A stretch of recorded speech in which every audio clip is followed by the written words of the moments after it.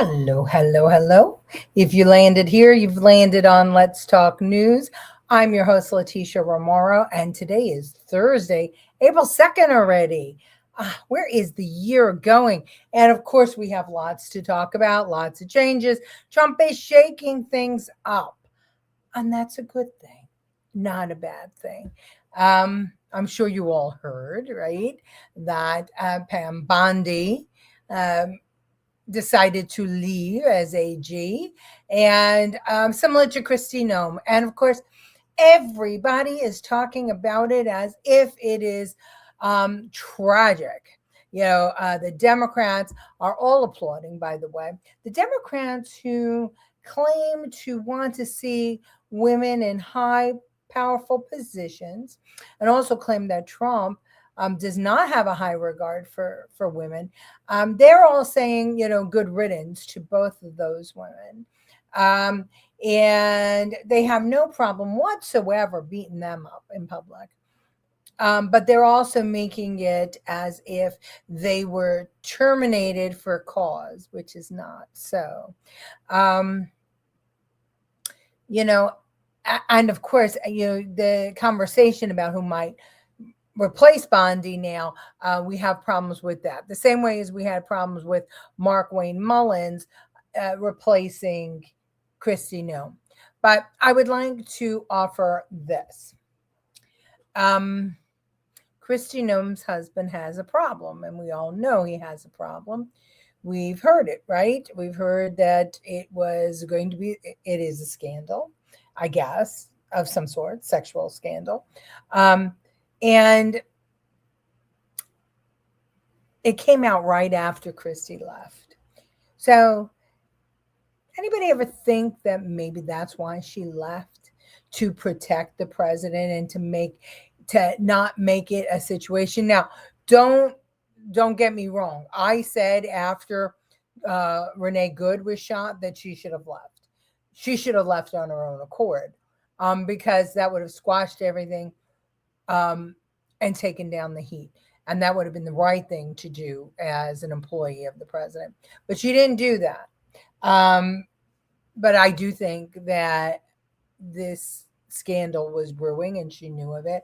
She knew it was going to come out, and that helped her to leave. I don't have any inside information about that, but I've been around government long enough. As far as Pam Bondi is concerned, I do believe she's going to be running for office, and I'm going to put some money on it that she's going to be running for Congress in Florida. No inside information, just been around long enough to know. So anyway, that's my 2 cents. I think they were both great at their jobs. I think that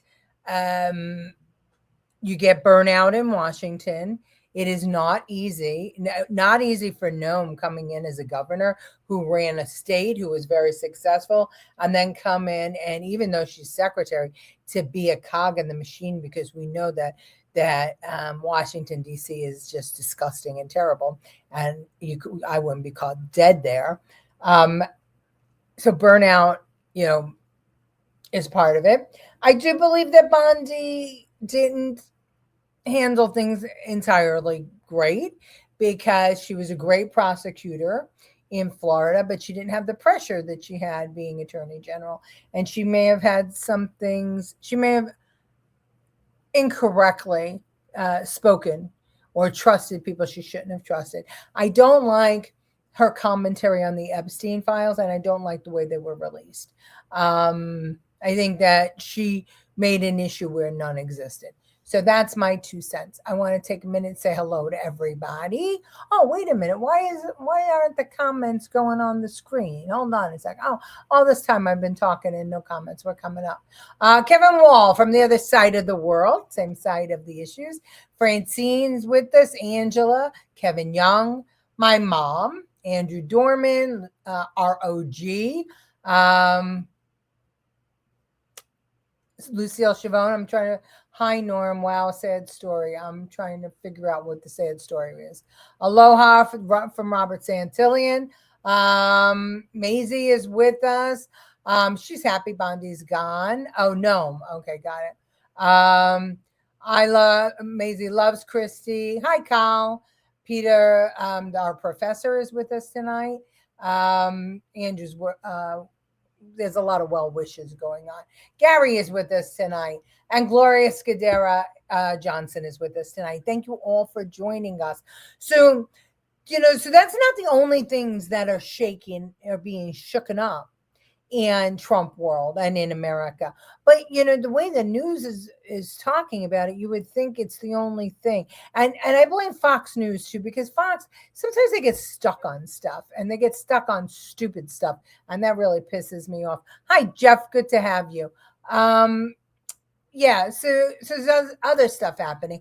But before I show you video clips, I want to show you a letter, an email that I got. Somebody pulled my name off the wrong list. Look at this email. Colorado draws the line, and it is addressed to me. The email that I use when I buy stuff and when I donate to political campaigns, not to Democrats, to Republicans. So somehow they got things crossed. Letitia, the MAGAs are coming. The MAGAs are coming, and they've got millions of dollars coming to stop, quote, our plan to redistrict Colorado and maximize gains for Democrats. And it goes on and on to talk about how they don't know where this money came from, and it's dark money, and they're going to stop the redistricting in Colorado that was designed to give Democrats the advantage.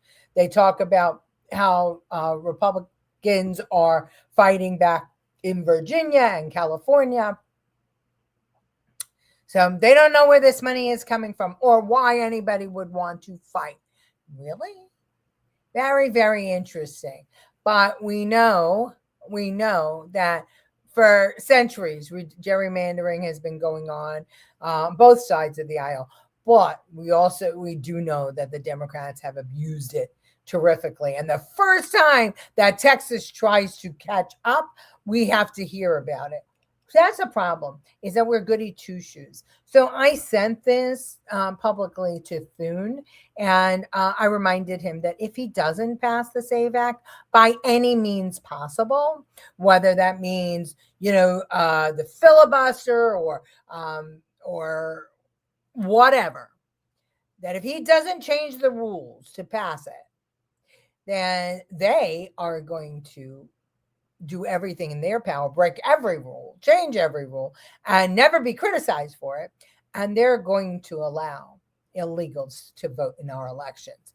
So I don't know. Colleen says, I saw a judge says Trump can't deport without hearings. Can deport without hearings. I don't know. I didn't see that. Probably. I know that you can, but I don't know where that lawsuit came from. So there were judges that were saying we can't deport unless there's hearings. So this whole lawsuit stuff is just I'm through the roof on it, because we're wasting an awful lot of money on this crap. Okay, I want to some of the things you might not have seen, because we're talking about Bondi and stuff. Watch this. The Iranian government threatened a bunch of U.S. companies today in the region, including Google, Apple. With what? What did they threaten them with? BB guns? Or well, that's they don't have much left to threaten. My question for you is, are you... I don't know. I mean, what are they... You made a statement. What did they threaten them with? I don't know. Tell me, how did they threaten them? Well, all I know is that they threatened them, sir. What does that mean? Fair enough. You said something nasty? Is the government in touch with these companies? Are you helping to backstop them? You don't even know what the threat was. What was the threat? I haven't heard it. What was the threat? Did they say they're going to blow them up? They're going to hit them? They're not. You know what they're not going to do? They're not going to hit them with a nuclear weapon.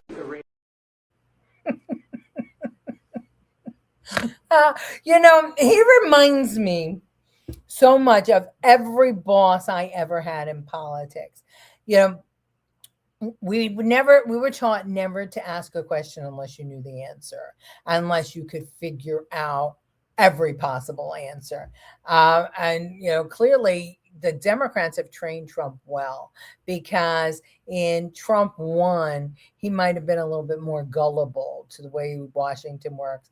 Now in Trump 2, he is absolutely spot on everything. And I just love how glib he is. And I love how funny he is. And I love that he wears power comfortably. Not everybody does, but he does. I was looking at pictures of him on the campaign trail, and he looked exhausted. But now you look at him. Last night he looked exhausted. And I know he's exhausted because, Iran is hours ahead. So he stays up and he watches everything that we're doing in Iran. But on a regular, he looks better now than he did on the campaign trail. And that's with everybody always after him for everything. It's it's crazy. Yeah, BB guns, right, Angela? That's it. I thought that was funny as hell. All right, so listen, did you know that this was happening? Did you see Marco Rubio say this? I mean, oh, wait, it's Ramon. Hello, Ramon. Good to have you. I'm great, thank you. So I just want to know. The United States has spent billions of dollars over the years in helping with health strategies all across the world. What we learned over time, and especially after coming here, is that oftentimes, and I'm oversimplifying it, but this is an accurate description, what would happen is we would go to a country and say, we're going to help you with our health care needs. Then we would drive over to Northern Virginia somewhere, find an NGO, one of these organizations, give them all the money, tell them go to this country and do their health care program for them. That NGO would then take about some percentage of that money for their overhead and administrative costs. And by the time it got down to it, the host country had very little influence. It was sort of imposed on them. And only a percentage of the overall money ever actually reached the patients and the people on the ground that we were trying to help because of these costs. This makes no sense. So why are we hiring American and international NGOs to go into other countries and run healthcare systems that are parallel and sometimes in conflict with the healthcare systems of the host country? If we're trying to help countries, help the country. Don't help the NGO to go in and find a new line of business. And so that's what the model that we're breaking. We're not doing this anymore. We are not going to spend billions of dollars funding the NGO industrial complex while close and important partners like Kenya are either have no role to play or have very little influence over how healthcare money is being spent. Bottom line is, if you want to help a country, work with that country. See, that's where the fraud was. That's what was happening in fraud. We were actually creating the fraud. And oh, by the way, a lot of these Congress members who left office had opened nonprofits. And guess what? The money was getting filtered through their nonprofits, and they were making a bunch of money that way. There were a bunch of assembly members in New York who used to do that, Democrat assembly members. While they were in office, they'd vote on a budget item and the money would go to an NGO that they were the executive director of and drawing a salary for. And we were setting it up in our country. This is where the fraud goes. So did everybody hear that? Did anybody know that? Did you see it on Fox? Did I miss it somehow? I don't think so. I think that, nobody's reporting on it. Why? Why isn't Fox reporting on this? Why isn't Newsmax reporting on this? Why aren't we talking about this? The fact that they're actually cutting out NGOs and they're going to bankrupt the Democrat Party by doing it. Because where does the Democrat Party get most of its money? Unions, Hollywood, and NGOs. Even though they're not supposed to, but they do. The people who are involved make personal donations, even if the organization itself can't do it. Let's see, it's been going on for decades. Eliminate the middleman. Yes, Colleen, you're right. A lot of these nonprofits should be under investigation. All of them should, I think. I think nonprofits need to stop. And I think that the government shouldn't be able to do business with nonprofits anymore. Never saw or heard it. Okay, so Maisie hasn't seen or heard it. So, things that nobody talks about, right? They may embarrass a large number of people with this. I think that they're going to. I think that they're going to. And I think that it's one of the reasons that Pam decided to do a different job and move on, because I think the stress was getting to her, because, that's justice it's terrible. It's very difficult, very, very difficult. And unless you are a half a snake, really to work in Washington is hard. And you could just tell, she's a smart woman and she expects things to be done on the up and up. She's a good Christian conservative woman. And I think that Washington, D.C. was just a little bit too smutty for her. I know it was too smutty for me. I was asked to go twice, and twice I refused, because I know I could not. I would have to say something and I would wind up dead in the park like Hillary's people. Millions in salaries at the nonprofits I worked at, and multiple other expenses before it gets to ultimate recipients. Yeah, it's just true. Was Trump telling Congress not to fund Medicare? No, Trump was not telling Congress not to fund Medicare. The one thing that they try to pin on him is that, and he would never do that. He's not, he's smart enough to understand the midterms. Obamacare, he wants Obamacare gone. Colleen says, even without corruption, it's additional layers of expenses. Exactly. There are, it's an industrial complex, like the homeless. We talked about these homeless. It's an economy. Green is an economy, and they do this to create, because they can't create jobs themselves. They create these kinds of jobs. It's just another government job, right? Instead of creating economy, the Democrats, no, they create more government jobs, even though they're nonprofits, even though they are like healthcare, because of Obamacare. They just expand the government in different ways. And they did it, even like with remember, foster care used to be, not foster care, but adoption and all that. Those used to be religious institutions that used to foster children and adopt out children. Now the government does it. I'm trying to think of all the things that the government has now taken over that used to be private sector. A lot. So government has expanded and private sector has contracted. That is no way to run a country, unless you want to bury it, which a lot of people do. Kevin says Musk would have unearthed this before leaving for the government to clean up. Yeah, I mean, he's still working behind the scenes on this. But just like Bondi and Noem, at a certain point, if you become the target, now who are they going to talk about, right? Noem is gone. They're going to make the same claims on Markwayne Mullins that they did on Noem. Bondi's gone. Every time he removes a target, Elon, right? They pretended that there was a big falling out. It wasn't. Look, they're together all the time. Still, again, maybe they had a spat. Who knows? But they're back together. Elon was a target, so he had to go. But he's still there.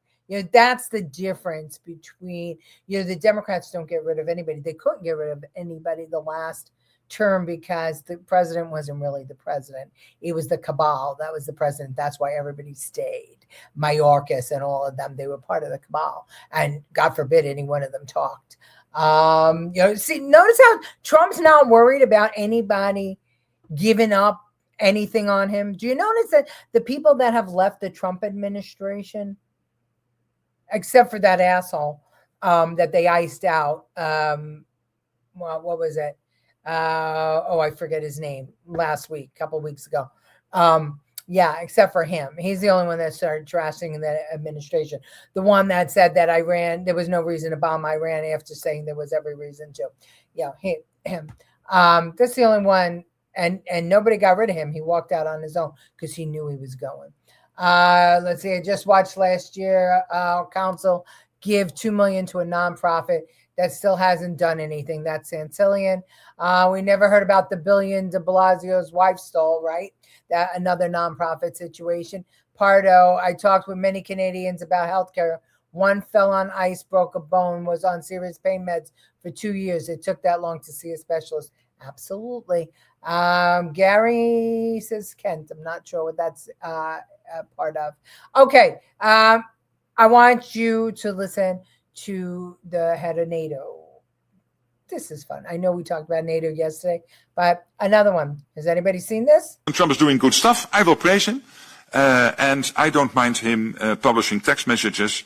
And if anyone thinks here, again, that the European Union or Europe as a whole can defend itself without the US, keep on dreaming. You can't. We can't. We need each other. But for Europe, if you really want to go it alone, and those of you who are pleading for that, forget that you can ever get there with 5%. It will be 10%. You have to build up your own nuclear capability. That costs billions and billions of euros. You will lose then, in that scenario, you would lose the ultimate guarantor of our freedom, which is the US nuclear umbrella. Good luck.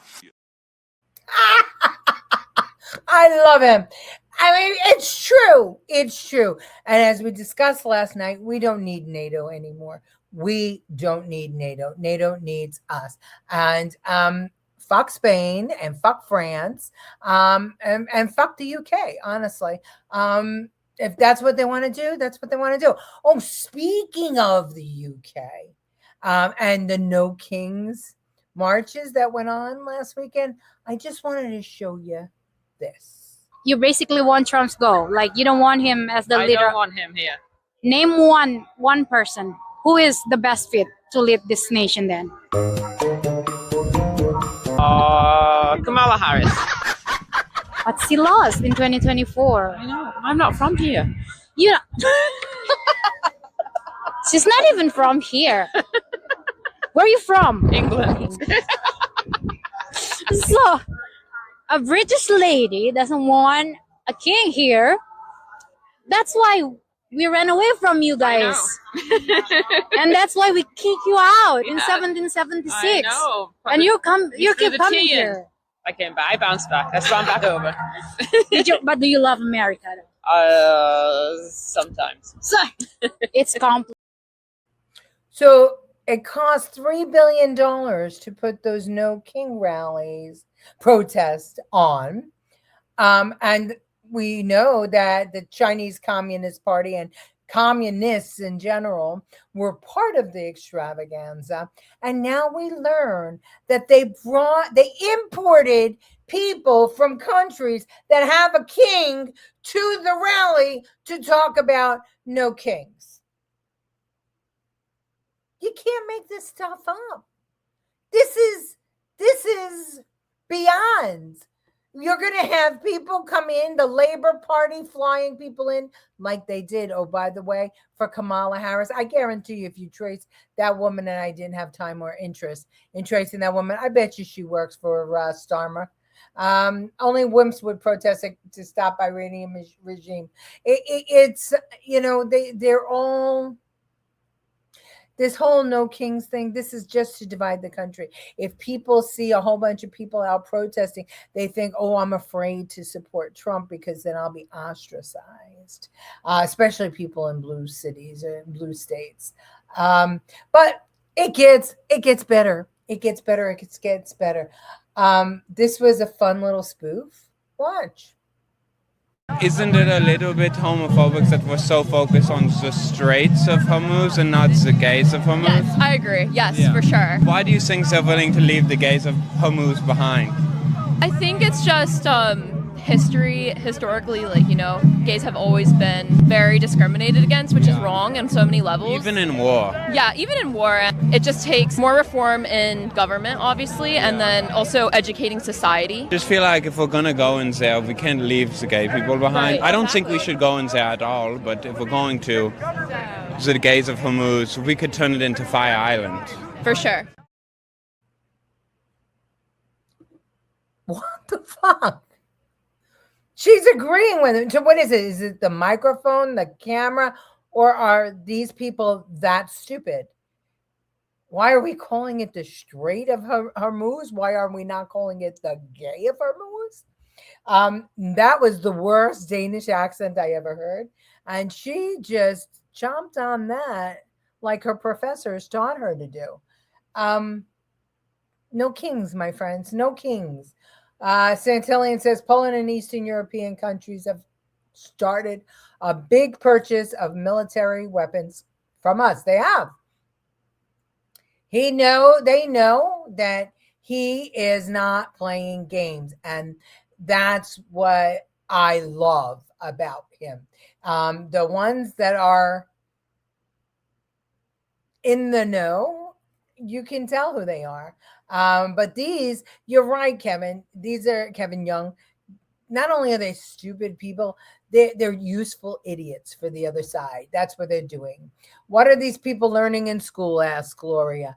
Well, they're learning that kind of stuff. And actually, I was just watching a video of an Oregon father, which we'll talk about probably Sunday, whose daughter was taught some graphic stuff in sex ed, and he is now on a one-man mission to get rid of all of the school board in Oregon.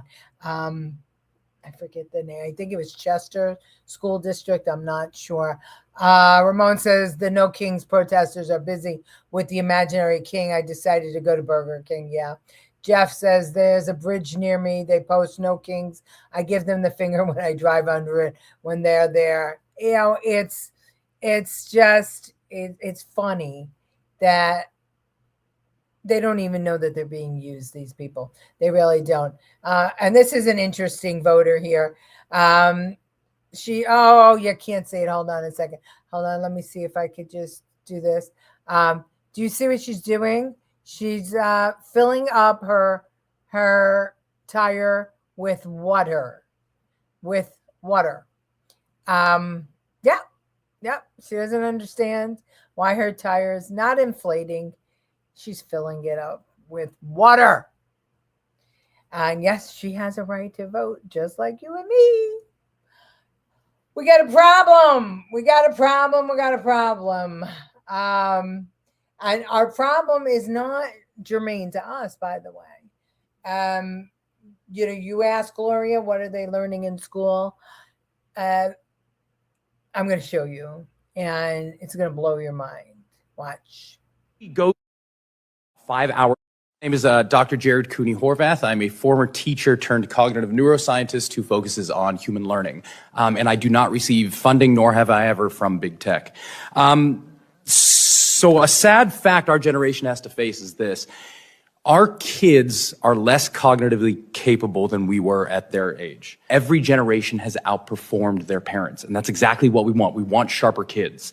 And the reason for this largely has been school. Each generation spends more time in school. We use school to develop our cognition until Gen Z. Gen Z is the first generation in modern history to underperform us on basically every cognitive measure we have, from basic attention to memory to literacy to numeracy to executive functioning to even general IQ, even though they go to more school than we did. So why? What happened? What happened around 2010 that decoupled schooling from cognitive development? It can't be school. Schools basically look the same. It can't be biology. This hasn't had enough time to change. The answer appears to be the tools we are using within schools to drive that learning. Across 80 countries, as Jean was just saying, if you look at the data, once countries adopt digital technology widely in schools, performance goes down significantly, to the point where kids who use computers about 5 hours per day in school for learning purposes will score over 2/3 of a standard deviation less than kids who rarely or never touch tech at school. And that's across 80 countries. Bring it home to the US. Let's go to the US. We have our NAEP. That's our big data. Take any state, and here's a fun experiment you can try. Take any state NAEP data, compare that to when that state adopted one-to-one technology widely, and watch what happens. The NAEP data will plateau and then start to drop. So that was a hearing of the Senate. It was on C-SPAN. It was the other day.